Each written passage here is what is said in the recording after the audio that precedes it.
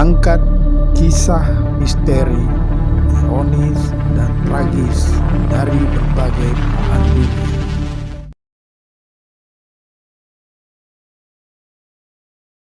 Assalamualaikum warahmatullahi wabarakatuh. Kembali bersama saya, Deng Iwan, dalam Kisah Gelap. Meski pemerintah mengklaim gencar memberantas judi online, nyatanya makin marak. PPATK mengungkap fakta yang membuat miris karena permainan judi online sudah menyasar ke ibu-ibu rumah tangga hingga anak SD. Jumlah transaksinya pun fantastis, mencapai puluhan triliun rupiah. Inikah hasil dari revolusi mental yang digaungkan Jokowi sejak awal menjabat presiden? Di sisi lain, publik mencurigai jika dana judi online yang makin marak itu untuk membiayai dana kampanye para bajingan tolol pada pemilu 2024 nanti. Nah, mau tahu seperti apa kisah lengkapnya? Mari kita saksikan dalam video berikut.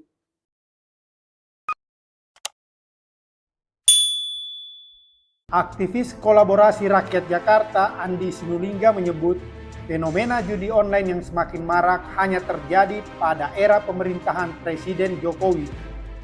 Hanya terjadi di era Pak Jokowi, ujar Sinulinga dalam tweetan Twitternya pada 23 Agustus 2023 lalu. Menurutnya, para pelaku makin berani dan terang-terangan mempromosikan judi online lewat media sosial. Kita darurat judi online, kata Andi Sinulinga. Pernyataan Andi Sinulinga itu sebenarnya menyentil Menteri Komunikasi dan Informatika Menkominfo Budi Ari yang terang-terangan menyebut Indonesia saat ini darurat judi online. Hal itu terlihat dari situs-situs judi online yang semakin menjamur dan semakin terang-terangan berpromosi di media sosial. Budi Ari membeberkan sepanjang 2018 hingga 19 Juli 2023, Kominfo telah melakukan pemutusan akses atau blokir 846.047 situs yang mengandung konten perjudian online. Bahkan, sepekan setelah Budi Ari menjabat Menkominfo pada 17 Juli 2023 lalu, terdapat 11.333 konten judi online telah diblokir. Sementara, pada Januari hingga 17 Juli 2023, Kominfo telah menerima 1.859 aduan pemanfaatan rekening perbankan untuk kegiatan judi online. Dia pun mengapresiasi langkah Polri yang gencar memberantas peredaran judi online dengan melakukan penangkapan para pelakunya. Namun, klaim Budi Ari dan langkah Polri dalam memberantas judi online kini dipertanyakan publik. Faktanya, Pusat Pelaporan dan Analis Transaksi Keuangan atau PPATK justru menyatakan judi online menggunakan dompet digital atau e-wallet yang nilainya mencapai puluhan juta rupiah tetap marak. Kepala Biro Humas PPATK Natsir Kongah menyebut pelaku judi online menyetorkan uangnya di e-wallet yang kemudian ditampung oleh bandar. Natsir pun membeberkan uang para pelaku judi online yang ada di e-wallet tersebut biasanya ditampung oleh bandar lalu dikirimkan ke luar negeri.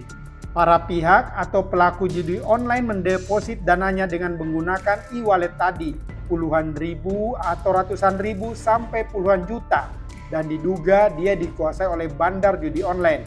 Tutur Natsir dalam diskusi polemik Trijaya FM pada Sabtu 26 Agustus 2023. Para bandar judi online biasanya menampung dana hingga miliaran rupiah, kemudian ditransfer kepada atasan atau agen yang ada di luar negeri. Sebab kebanyakan situs judi online basisnya ada di luar negeri. Kemudian pihak bandar tadi mengirimkan dana masuk yang berasal dari berbagai pihak tadi itu ke uplanernya dengan total nilai tentu lebih besar, puluhan juta hingga puluhan miliar, ucap Natsir. Meski tidak mudah mendeteksi para agen yang ada di luar negeri, Natsir mengungkapkan PPATK pernah menemukan bandar besar judi online yang ada di Indonesia. Namun ia tak menyebutkan secara detail nama bandar tersebut. Itu mereka sebagian terdeteksi itu ada base di luar negeri seperti di Kamboja, kemudian merekrut orang-orang Indonesia untuk bekerja di sana, kata Natsir. PPATK mencatat penyebaran uang melalui transaksi judi online meningkat tajam. Pada 2021 nilainya mencapai 57 triliun rupiah dan naik signifikan pada 2022 menjadi 81 triliun rupiah. Ironisnya, di antara para pelaku judi ada dari kalangan ibu rumah tangga hingga anak sekolah dasar atau anak SD. Nah, ini sesuatu yang menggelisahkan untuk kita semua. Karena memang orang-orang yang terlibat di judi online ini banyak ibu rumah tangga. Anak SD pun ada yang ikut. Ini yang kita khawatirkan, ujar Natsir. Lantaran judi online itu lanjutnya banyak rumah tangga menjadi bermasalah. Sebab penghasilan yang tidak seberapa yang harusnya digunakan untuk kebutuhan justru dipakai untuk bermain judi online. Karena orang lebih banyak waktu di rumah dan berharap sesuatu lebih. Harusnya mendapatkan 100.000 rupiah keluarga bisa beli buat susu anak. Kebanyakan itu dimainkan judi, khususnya judi online. Jadi banyak juga rumah tangga yang hancur akibat judi online, jelasnya.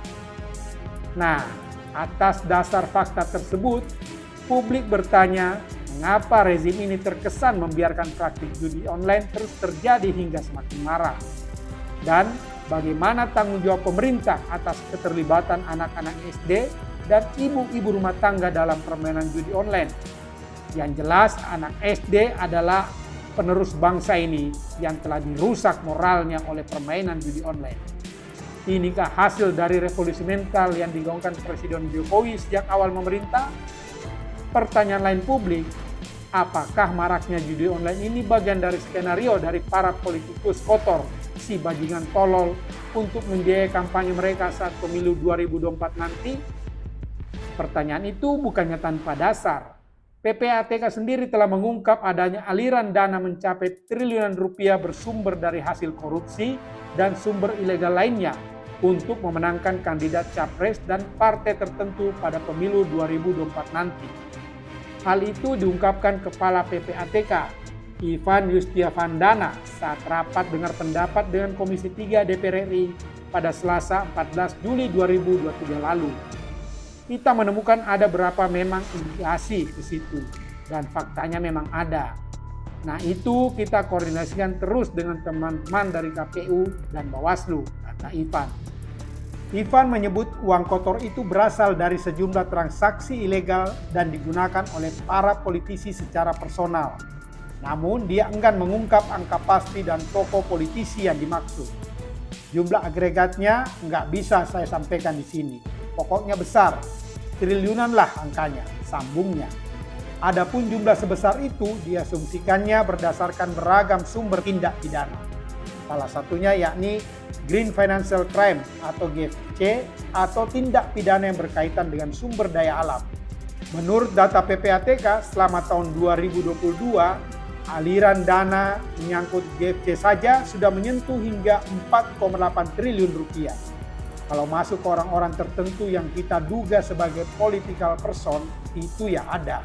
Banyak juga, saya tidak bisa sebutkan jelasnya.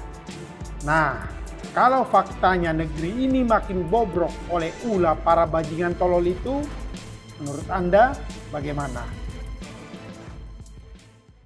Demikianlah kisah gelap kali ini. Sampai bertemu dalam kisah gelap berikutnya. Wassalam.